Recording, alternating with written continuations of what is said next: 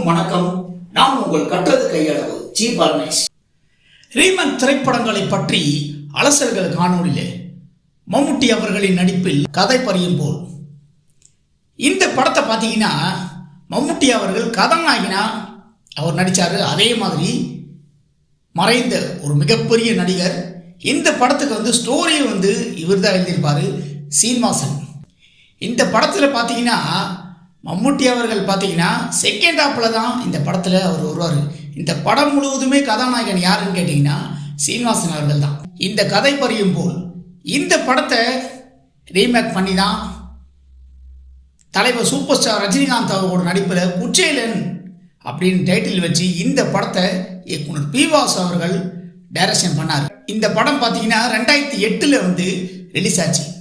கதாநாயகியாக பார்த்தீங்கன்னா தமிழ்லேயும் மீனா அவர்கள் தான் பண்ணியிருப்பாங்க. ஃபஸ்ட்டு மலையாளத்துலேயும் மீனா அவர்கள் தான் பண்ணியிருப்பாங்க.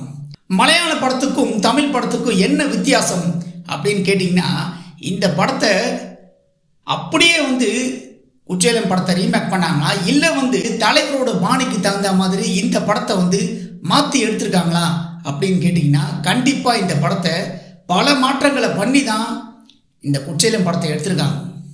இயக்குனர் பி வாசு அவர்கள் தான் இந்த படத்தை டைரக்ஷன் பண்ணியிருப்பார். அதாவது தலைவரோட பாணிக்கு ஏற்ற மாதிரி நிறைய சில காட்சிகளை மாற்றிருக்காங்க. மிகப்பெரிய அளவுக்கு ஹிட்டான ஒரு திரைப்படம் கதை பறியும் போல். இந்த படத்தை ரீமேக் பண்ணி தான் குச்சேலன் திரைப்படத்தை இயக்குனர் பி வாசு அவர்கள் டைரக்ஷன் பண்ணியிருப்பார். இந்த படத்துக்கு ஸ்டோரி பார்த்தீங்கன்னா கதை பறியும் போல். இந்த படத்துக்கு சீனிவாசன் அவர்கள் தான் ஸ்டோரி.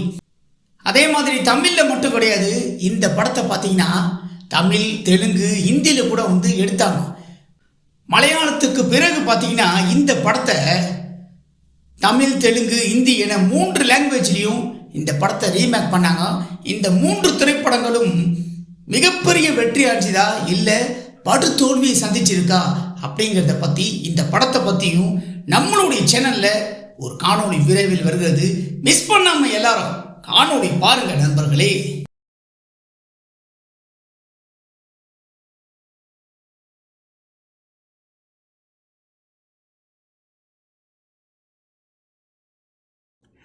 நண்பர்களே, இந்த காணொளி உங்களுக்கு பிடிச்சிருந்தா லைக் பண்ணுங்க, ஷேர் பண்ணுங்க, கமெண்ட் பண்ணுங்க.